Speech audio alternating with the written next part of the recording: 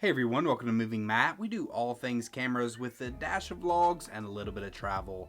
And today we have a new camera registration from Canon that was leaked by Nakashita. So this was certified as DS126. You know what, actually it really doesn't matter about the number. The important thing is it has the same wireless components as the Canon EOS R5, which is the 2.4 gigahertz Wi-Fi along with the 5 gigahertz Wi-Fi and Bluetooth 5. Now the reason that is significant is usually when you get 5 gigahertz Wi-Fi, that means it's coming from a higher end camera. And even in this tweet, Nakashita put R3 question mark, to which Canon rumors in the comments said this is the R3. But personally, I do not think that the Canon EOS R3 is the only candidate, so let's get into this. So I'll start off by saying that the Canon EOS R3 is the most likely choice for this camera. The R3 is Canon's flagship, or well, sort of flagship camera, meaning that it will definitely have the 5 gigahertz Wi-Fi and the Bluetooth 5 capabilities, and that makes sense. We also know that the R3 is coming shortly because we've been hearing multiple development announcements about it, and the official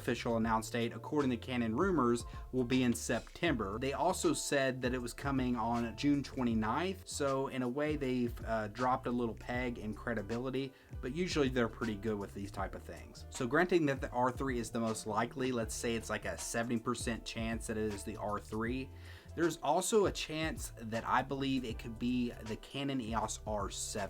The R7 will be Canon's flagship APS-C camera.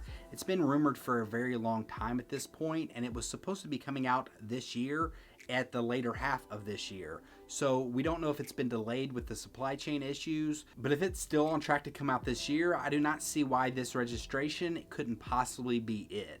Another reason I think that the R7 makes a lot of sense is because everybody's been clamoring for an APS-C style camera, and going into the fall and Christmas season, I think Canon needs, or at least wants to have, a camera in that $1,500 to $2,000 range, which should be where this camera sits. With the R6 coming in at $2,500, that will give them a new, more premium camera to fit in that range that is updated over the Canon EOS R, which sits in that price range right about now. Especially when you consider that Sony has the ZV-E10 coming out, which is their APS-C vlogging camera, and it looks like they're gonna go with that camera as their vlogging camera, and they're just gonna go directly to the A7 IV. So it doesn't look like Sony is investing in their high-end APS-C lineup anytime soon, and that would give Canon a really open market, an open playing field to play with a flagship APS-C camera. They would be going up against Fujifilm, which I think are spectacular and make great cameras, but they are Canon and have that name recognition going for them. So I think that having an APS-C camera would be very smart,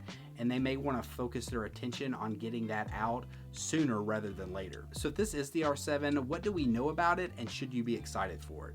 Well, the last we heard is that the R7 will have very similar specs to the R6, which I think is great because the R6 is a very fast camera with great autofocus. So if they can do that with a cropped sensor, I think it will be great for the sports and wildlife photographers who are really clamoring for this camera. The other cool thing is if it will have the 4K 60 like the R6 does, and if it will be downsampled from 5K. I'm thinking that with the smaller sensor, it's possible that this camera actually won't overheat, because the last rumor said this wouldn't necessarily be a smaller camera than the R6, that it would just be an APS-C camera. So if it does have the same size body with a smaller sensor, I doubt we will have any overheating issues, or at least, well, let's cross our fingers and hope not. Another cool thing to think about is, will Canon bring their new stacked sensor technology that they're putting in the R3 to the R7? I think that would make a lot of sense because stacked sensors overall usually have better dynamic range and better low light, and I think having that on a smaller sensor size could be very beneficial. So if I say that the Canon R3 is probably the most likely choice at like 65 to 70%,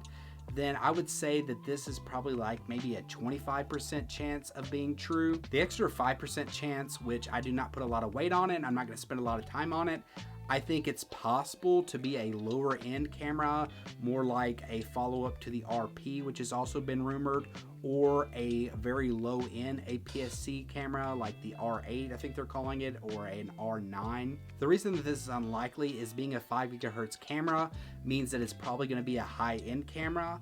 That being said, maybe 5 GHz is just going to be the new standard moving forward, and also being the year that it is with the silicon shortage, it might actually make more sense to order the same components that would go into the R3 and the R5 and getting that in bulk, and even if you're putting it into a cheaper camera.